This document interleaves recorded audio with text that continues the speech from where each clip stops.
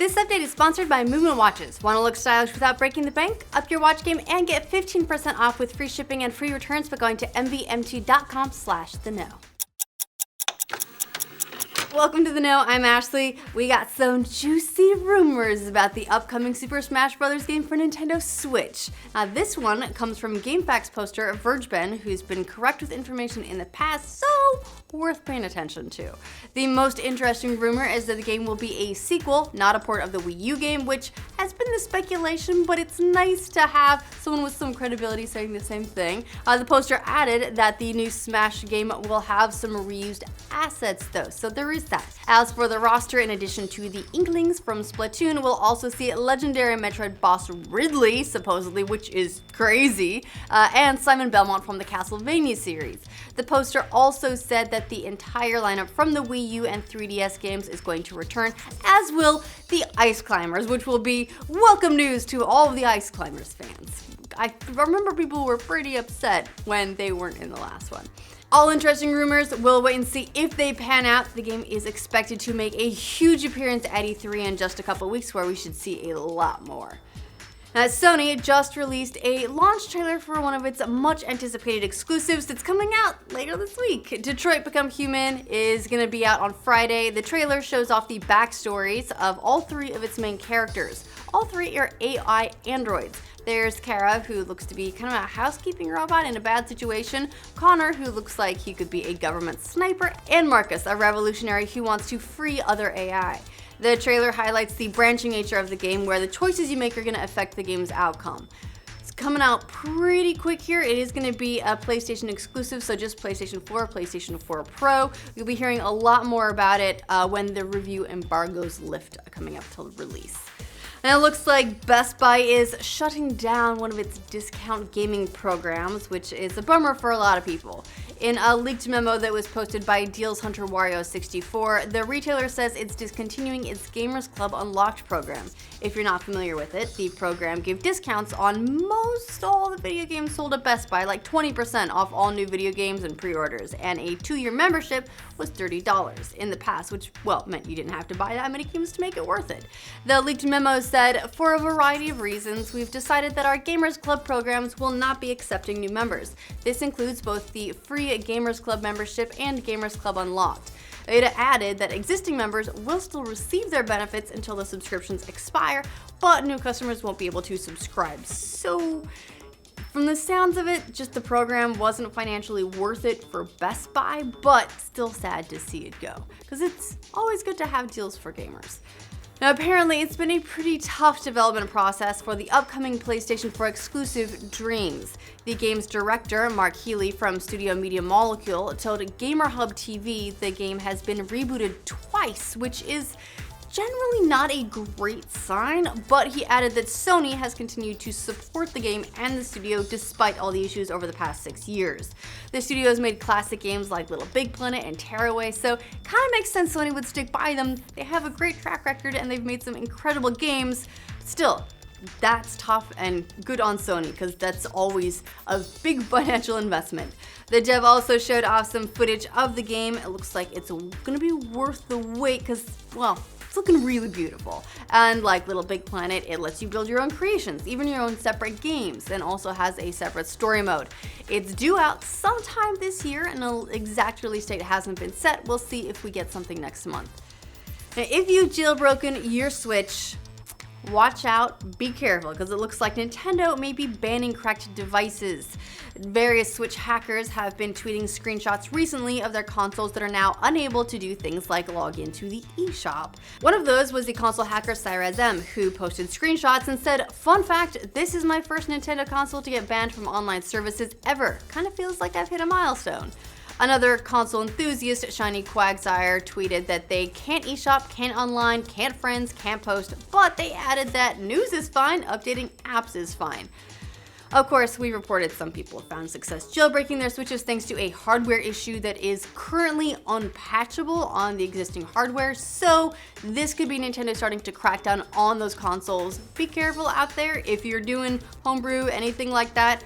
Just don't do homebrew and online on the same hardware. Just don't, because, well, I mean, you can, you just might get banned. Good news for Yakuza fans, a number of the games are getting HD remasters for PlayStation 4. In fact, the entire series, well, mainline series, is going to be playable via PlayStation 4 for fans. Famitsu says Yakuza 3, 4, and 5 are going to run at a nice 60 frames per second and will otherwise be the same as the originals. Yakuza 3 is scheduled to release in Japan August 8th. No word yet on when the rest of us might see it, but we've also got Yakuza Kiwami 1, which is already out for PlayStation 4, and Kiwami 2 is coming out later this year, so you'll be able to play all through the saga if you want to. It looks like EA will not be making PGA golf games anymore. There's one sports license they don't got. The two parties had an amicable split according to a PGA Tour official. Now an indie developer has picked up the license. HB Studios says it's reached an agreement with the PGA Tour to add officially licensed courses to its own game, the Golf Club 19. The game for PS4, Xbox One, and PC will have a career mode that includes going to golf school all the way up to participating in the PGA Tour. Apparently, the deal only covers sponsorships and courses, though not actual players.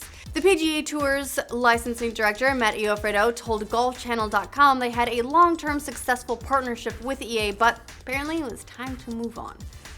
Well, speaking of moving on, it's all about them gaming trends, and Battle Royale is coming to, well, everything now. We already know about Call of Duty, we're suspecting Battlefield, it's gonna be everywhere, and in VR. A VR game called Rec Room is getting its own Battle Royale mode next month.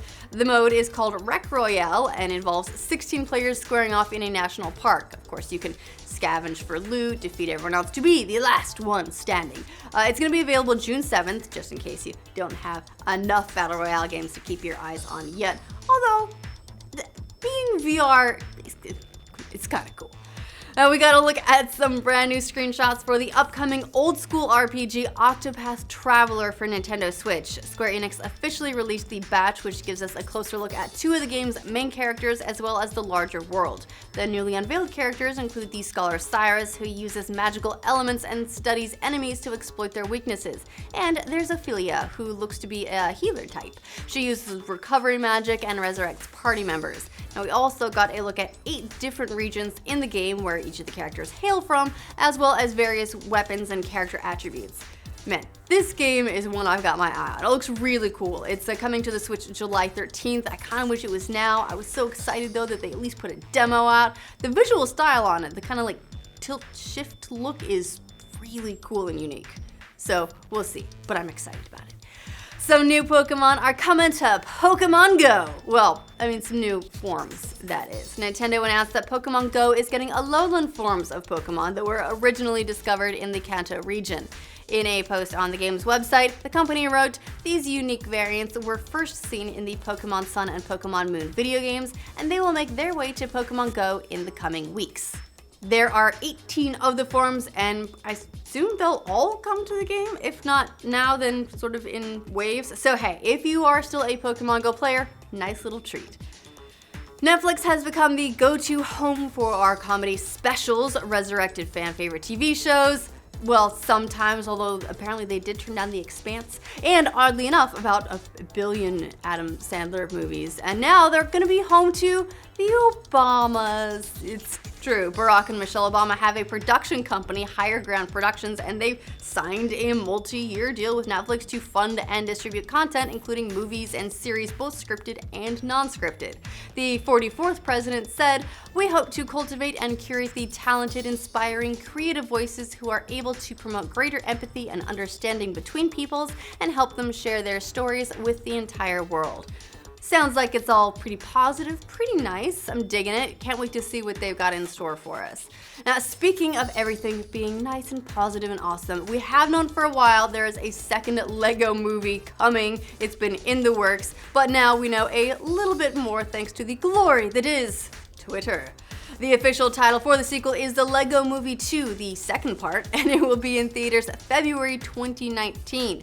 Chris Pratt will be back to voice Emmett, Elizabeth Banks will once again voice Wildstyle, and many others from the first are expected to return, not the least of which is Will Arnett's Batman. I mean, they That's just a requirement at this point. They're keeping other new surprise characters secret for now, but there'll probably be a ton of surprise pop culture characters we don't know about yet, but are gonna love. Phil Lord and Chris Miller aren't directing this time around. That duty goes to Sky High's Mike Mitchell, but they are producing and wrote the screenplay, so they're still there. Alright, that's all the news for this roundup. Let us know what you thought of all these updates in the comments down below. To make sure you get news from every corner of the internet every weekday, like this video, and if you're new around here, subscribe to The Know. Shout out to Movement Watches for sponsoring this update. These watches aren't gonna shout at you for not standing enough, which, oh my god, I hate so much, or walking enough steps. You don't have to charge them every day just for them to tell you the time. No, they're watches. Plus, they're not gonna break the bank. MVMT is a business developed by a couple broke college kids who figured out they could go online and cut out the retail middlemen to offer the best possible prices. So movement watches start at just $95, where you'd be paying a few hundred in a store. Plus, you can get additional bands to change out to keep the look of the watch fresh and coordinated with your style. It's all been working out for them too. It's all coming up Movement. Movement has shipped more than 2 million watches around the world. They've more than doubled their watch selection on their store. They've expanded into sunglasses, which also are great, just FYI. Even bracelets now. I have a few watches actually. I've got one in black, that's this one, and I have one in silver. They're both really awesome. I ended up getting another band for this one as well that's rose gold for when I'm feeling extra fancy, but you know, it feels like a bit much for today. I'm feeling kind of casual, but it's really easy to change out. You can get 15% off with free shipping and free returns. To get it, just visit mvmt.com/theknow.